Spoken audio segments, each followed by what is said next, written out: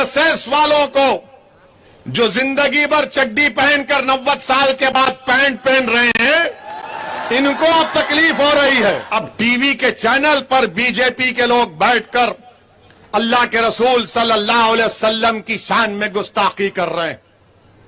आप बताइए कि टीवी चैनल पर बैठकर रसूलुल्लाह सल्लल्लाहु अलैहि वसल्लम के बारे में अनाप शनाप बकना, बेहुदे किस्म के अल्फाज को इस्तेमाल करना हमारी उम्मत की मां के बारे में, इस पर भी कोई नहीं कहेगा। जो आज मेरी मंगरोल के आने पर उंगलियां उठा रहे, बोलो ना, कांग्रेस को कुछ बोले, कुछ तो बोलो। 70 साल का बूढ़ा है और उसको बीजेपी के एक कॉरपोरेटर का शौहर पति उसको इतना मारता है। क्यों मारता है उसको? कि तू बता, तू मुसलमान है नहीं है? वो बूढ़ा कह रहा है कि नहीं, मारे जा रहा है, मारे जा रहा है, और जान ले ली उसकी। मैं अब इस दुनिया को छोड़ने से पहले मैं यही चाहता हूं कि मुझसे ज्यादा नेक, काबिल, मुत्तकी, बहादुर लोग पैदा हो जाए, बेटियां पैदा हो जाए, जो मुझसे ज्यादा गरीब और मजलूम आवाम की आवाज बने और उनकी लड़ाई को जारी रख सके। यही काम कर रहा हूं, यही काम कर रहा हूं। यही मेरी जिंदगी का बहुत बड़ा एक मकसद है। इसीलिए हमने महाराष्ट्र में इम्तियाज जलील आज महाराष्ट्र के दलितों का, मुसलमानों का, मजलूमों का एक नेता बन चुका है। हमको यही काम करना है।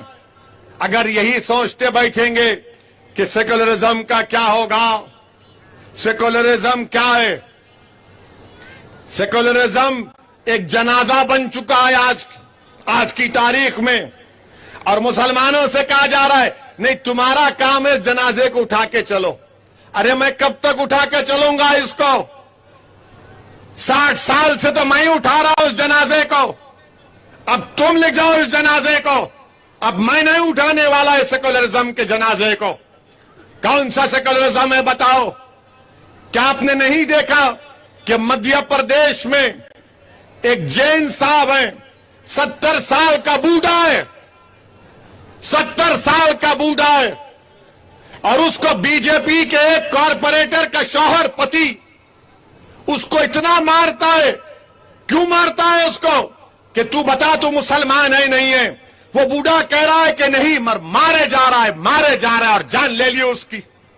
ये सेकुलरिज्म है कि 70 साल के जैन तबके से ताल्लुक रखने वाले शख्स को मध्य प्रदेश में इसलिए मार दिया गया कि वो मुसलमान नजर आ रहा था। कहां है सेकुलरिज्म? मुझे बताओ। मत दो मुझे इन बातों की दुहाई।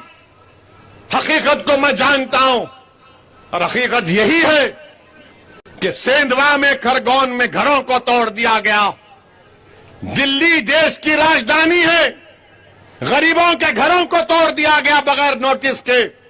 तो कोई नहीं गया उन बहते हुए आंसुओं को पोंछने के लिए, उन गरीबों को हिम्मत दिलाने के लिए। मैं हैदराबाद में था तो जब बुलडोजर दिल्ली में आए तो किसी ने फोन किया, क्या ओवैसी तुम नहीं आओगे? मैंने कहा आ रहा हूं। रात में गया, उसी मस्जिद में जाकर, रमजान थी तो रमजान में रोजा रास्ते में हमने खोला। दिल्ली के हमारे प्रदेश के अध्यक्ष कलीम हफीज के साथ उस मस्जिद में जाकर, जिसकी दीवार और गेट को तोड़ा गया था, वहां पर मैंने नमाज मगरिब अदा की। कौन जाएगा फिर? याद रखिए, आपको नेता बनना है। मैं यहां पर आया हूं तो आपको लीडर और नेता और कायद बनाने के लिए आया हूं, और अल्लाह बनाएगा, मैं कोशिश करूंगा सिर्फ इंशाअल्लाह ताला। आपको नेता बनना है, आप बन सकते, याद रखो मेरी बात को। और हमको इल्जाम लगाया जाता है कि मजलिस और ओवैसी क्यों ज्ञान वापी के मसले को उठाया है। मैं नौजवानों से कह रहा हूं, जो आज 20-22 साल के नौजवान हैं, मैं तुमको कह रहा हूं नौजवानों, बाबरी मस्जिद को याद रखो। बाबरी मस्जिद को हमसे छीन लिया गया, उसी तरीके से कोशिशें की जा रही हैं कि ज्ञान वापी को भी छीन लिया जाए, मथुरा की ईदगाह को भी छीन लिया जाए। लखनऊ की टीली वाली मस्जिद को छीन लिया जाए, मुंबई की हाजी अली दरगाह, ख्वाजा अजमेरी का आस्थाना, ये सब हो रहा है। जो मुझ पर आज उंगलियां उठा रहे हैं, बोलो तुम क्यों नहीं बोलते इन बातों को, तो कांग्रेस पार्टी बोलेगी अगर हम बोलेंगे तो हमको हिंदू भाइयों बहनों का वोट नहीं मिलेगा, तो तुम मेरी बर्बादी को बर्दाश्त करोगे। मेरे मस्जिद के तकद्दुस को पामाल किया जा रहा है, तुम कुछ नहीं बोलोगे। मेरी बेइज्जती की जा रही है, तुम कुछ नहीं बोलोगे। मगर जब चुनाव आएगा तो मुसलमानों से कहा जाएगा सेकुलरिज्म के नाम पर वोट दे दो, डराया जाएगा।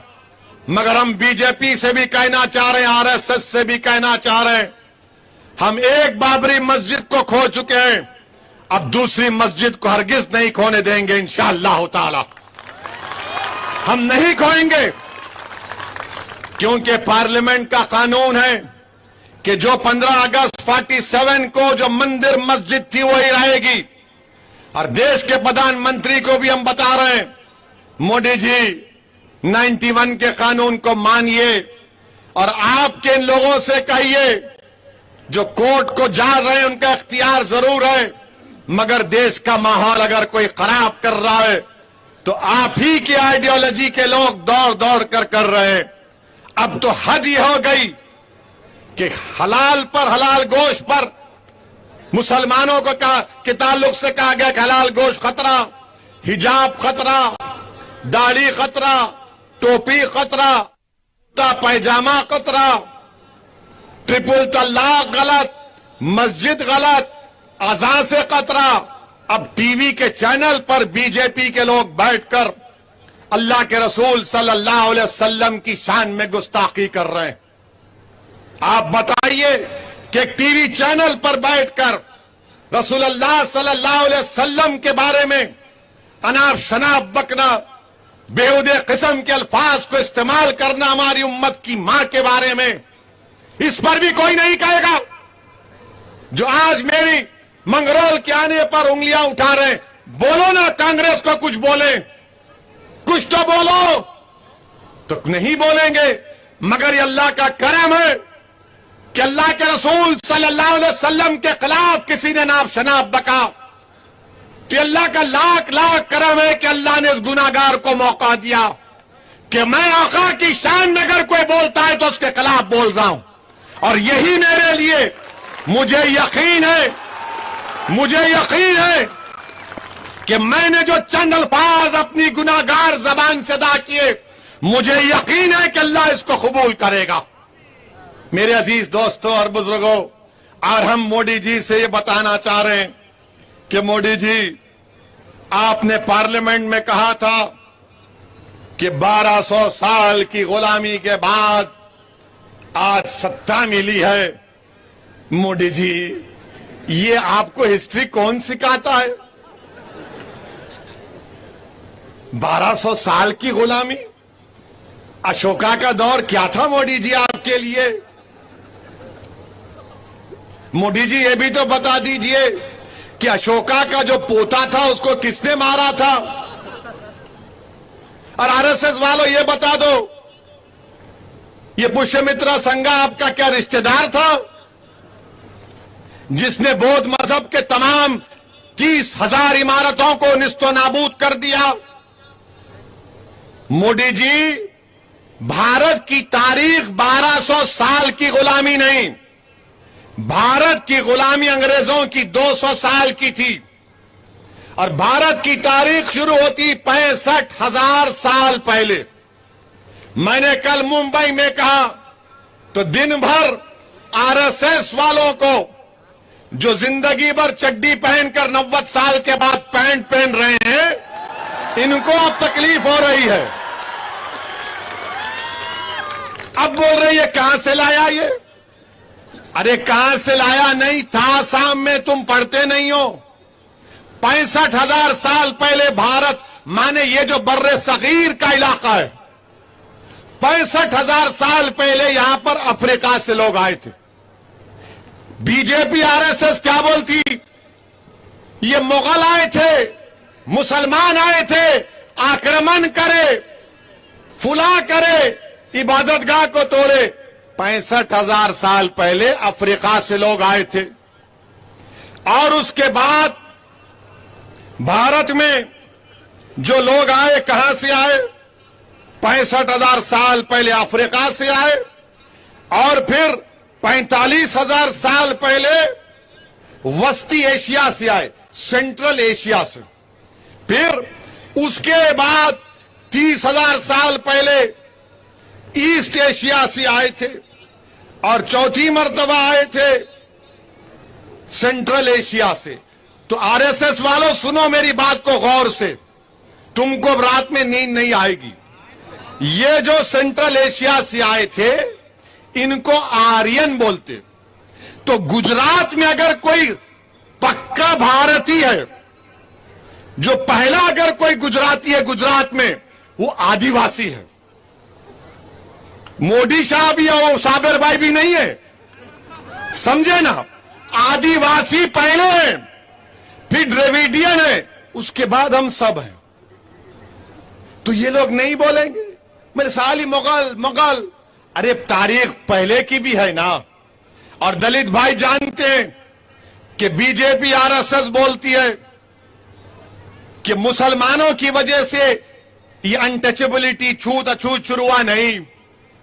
بابا صاحب امبیڈکر نے کہا کہ 400 AD میں، یعنی حضرت عیسیٰ کے دنیا سے اٹھ جانے کے بعد 400 سال کے بعد اس ملک میں بر صغیر میں انٹچبلٹی کا آغاز کی ہو گیا۔ کون تھا جب بادشاہ موڈی جی؟ کون تھا جب؟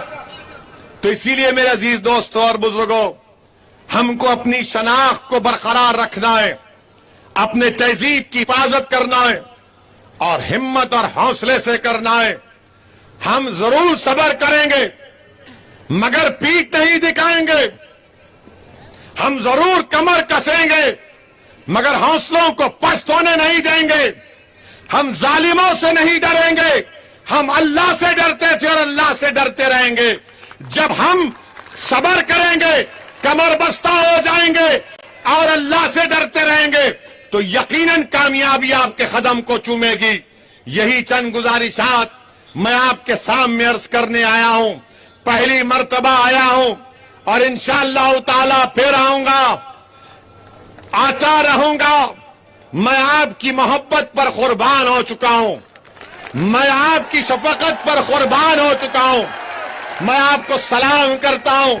انشاءاللہ تعالی میں آتا رہوں گا، اور الحمدللہ مجھے یقین ہے کہ ویدھان سبھا کے چناؤ میں مجلس کو آپ کی تائید ملے گی۔